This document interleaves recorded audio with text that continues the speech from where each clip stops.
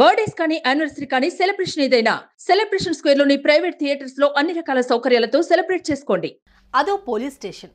SI గారు సీట్లో కూర్చొని సెల్ ఫోన్ చూసుకుంటున్నారు. ఇంతలో ఓ జంట తమ ఇద్దరు పిల్లలతో కలిసి సార్ రూమ్లోకి ఎంటర్ అయ్యారు.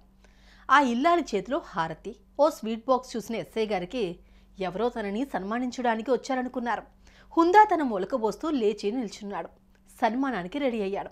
అయితే వారు ఎందుకు వచ్చారో తెలుసుకున్న తర్వాత మన్ను తిన్న పామయ్యాడు. ఇంతకీ హారతి పళ్ళెం పట్టుకుని వారు ఎందుకు వచ్చారు?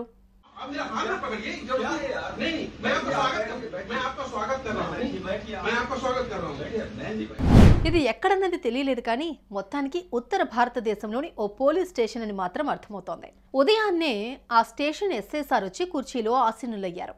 ముందు రోజు సంపాదన ఎంత, ఈ రోజు ఎంత టార్గెట్ అన్న ప్లానింగ్ చేసుకుంటూ కూర్చున్నారు. అదే సమయంలో ఓ భార్యాభర్త తమ ఇద్దరు బిడ్డల్ని వెంటబెట్టుకుని ఆయన ఉన్న రూమ్లోకి చేరుకున్నారు. ఆమె ఓ చేతిలో హారతి పళ్ళెం ఉంది, మరో చేతిలో స్వీట్ బాక్స్ ఉంది. ఆయన చేతిలో పూలమాలలు ఉన్నాయి. గుడ్ మార్నింగ్ సార్, మంచిగున్నారా? చాలా కాలమైంది మిమ్మల్ని చూసి. బహుశా మీకు గుర్తు కూడా ఉండుండదు.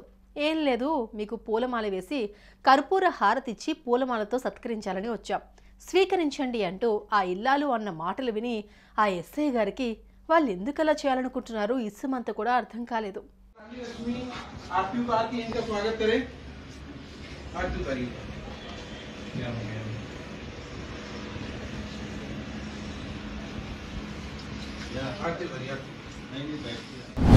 ఈ హడావుడి చూసి దొరగారి ఛాంబర్లోకి వచ్చిన ఓ హెడ్ కానిస్టేబుల్, మేడం ఎందుకు ఈ సన్మానం అంటూ క్వశ్చన్ వేశాడు. ఏం లేదు సారు, మాకు ఇబ్బంది జరిగింది, అందుకు సంబంధించిన అన్ని సాక్ష్యాధారాలను తీసుకొచ్చి కేసు పెట్టాం. ఇది జరిగి ఓ నెల దాటింది. అయితే సారు గారు కాసులకు లొంగిపోయాడో రికమెండేషన్కి తలంచాడో తెలియదు కానీ ఆ కేసుకు సంబంధించి ఎఫ్ఐఆర్ కూడా కట్టకుండా మెందుకుండిపోయాడు.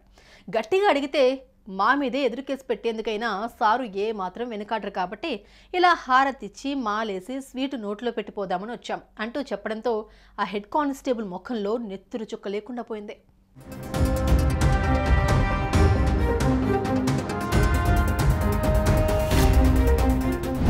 అప్పటిదాకా డైలమాలో ఉన్న ఎస్ఐ గారు ఈ మాటలు వినడంతో డంగైపోయారు. దెప్పి పొడుపులనే చెప్పుతో కొట్టేంత పని చేసేందుకు వచ్చారని గ్రహించేశారు. ఆ వెంటనే గెట్అవుట్ ఫ్రమ్ హియర్ అంటూ గర్జించారు. అతని అరుపులతో అక్కడికి వచ్చిన చిన్నారులు గజగజా వణికిపోయారు. ఇంత జరిగినా సారీ, ఏదో పొరపాటు అయిపోయింది, మీకు న్యాయం చేస్తా అంటూ ఒక్క మాట కూడా అనకుండా తమ మీద దౌర్జన్యానికి దిగేందుకు ప్రయత్నించిన ఎస్ఐ గారి తీరుకు కన్నీటితో ఆ రూమ్లోంచి బయటకొచ్చారు. ఇంతేలే, నిరుపేదల బతుకులు అవి ఏనాటికి బాగుపడిన అతుకులు అనుకుంటూ మెల్లగా తమ ఇంటి వైపు కదిలారు.